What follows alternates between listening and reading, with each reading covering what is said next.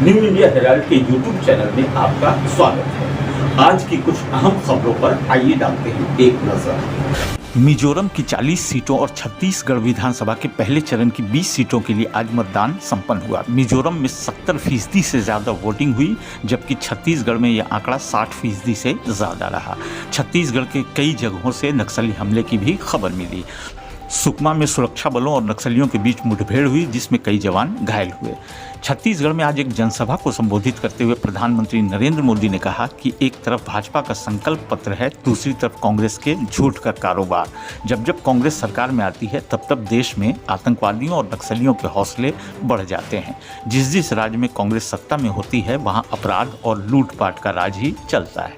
बिहार में आज देश का पहला जातिगत आर्थिक सर्वे पेश किया गया। इस रिपोर्ट में बताया गया है कि किस वर्ग और किस जाति में कितनी गरीबी है। इस रिपोर्ट में बताया गया है कि राज्य के 2,76,68,930 परिवारों में से 34.13% परिवार गरीब हैं। रिपोर्ट के मुताबिक बिहार में पिछड़ा वर्ग के 33.16%, सामान्य वर्ग में 25.09%, अत्यंत पिछड़ा वर्ग में 33.58%, एससी के 42.93% और एसटी के 42.7% परिवार गरीब हैं। सुप्रीम कोर्ट ने देश में बढ़ते वायु प्रदूषण पर चिंता जताते हुए आज पंजाब सरकार को जमकर फटकार लगाई। कोर्ट ने कहा कि हर समय राजनीतिक लड़ाई नहीं हो सकती है। पराली जलाना कोई राजनीतिक मामला नहीं है, इसे तुरंत जलाना बंद करना चाहिए। अदालत ने राजस्थान समेत अन्य प्रदेशों को वायु प्रदूषण कम करने के लिए कदम उठाने का निर्देश दिया। कोर्ट ने कहा कि प्रदूषण का प्रबंधन करना हर किसी का कर्तव्य है।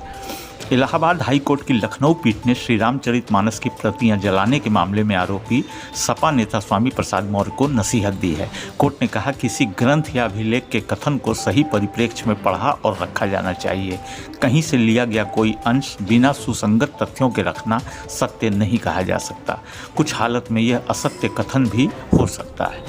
नोबेल विजेता कैलाश सत्यार्थी ने कहा है कि इजराइल हमास के बीच चल रहे युद्ध से इस क्षेत्र के नौजवानों और दुनिया भर के नौजवानों के बीच नफरत बढ़ती जा रही है। सत्यार्थी ने कहा युवाओं पर युद्ध का पड़ने वाला प्रभाव बहुत खतरनाक है।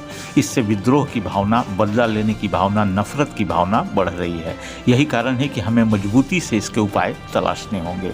भारत ने आज सफलतापूर्वक सतह से सतह पर मार करने वाली बैलिस्टिक मिसाइल प्रलय का परीक्षण किया। यह परीक्षण ओडिशा तट पर अब्दुल कलाम द्वीप से किया गया।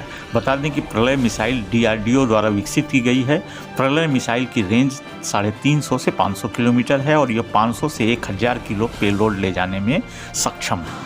सुप्रीम कोर्ट के पूर्व न्यायाधीश न्यायमूर्ति मदन बी लोकुर ने कहा है कि ऐसा लगता है कि अदालतें जमानत देने या इनकार करने के मूल सिद्धांत को भूल गई हैं। इसके साथ ही उन्होंने अधूरी चार्जशीट दाखिल करने और सिर्फ आरोपियों को जेल में रखने के लिए दस्तावेज मुहैया नहीं कराने जैसी जांच एजेंसियों की मंशा पर गौर करने की न्यायपालिका की अनिच्छा को बेहद दुर्भाग्यपूर्ण करार दिया। इजराइल के प्रधानमंत्री बेंयामिन नेतन्याहू का कहना है कि जंग खत्म होने के बाद अनिश्चित काल के लिए गजा पट्टी की पूरी सुरक्षा की जिम्मेदारी इजराइल के पास होगी। एक अमेरिकी चैनल को दिए इंटरव्यू में उन्होंने हमास के कब्जे से बंधकों को छुड़ाए जाने तक युद्ध रोकने की मांग को पूरी तरह खारिज कर दिया। क्रिकेट विश्व कप में 11 नवंबर को ऑस्ट्रेलिया के खिलाफ बांग्लादेश के कप्तान शाकिब उल हसन मैच नहीं खेल पाएंगे। इंडेक्स फिंगर यानी तर्जनी उंगली में चोट लगने के कारण शाकिब अल हसन विश्व कप से बाहर हो गए हैं। 6 नवंबर को श्रीलंका के खिलाफ मैच खेलते हुए शाकिब को उंगली में चोट लगी थी।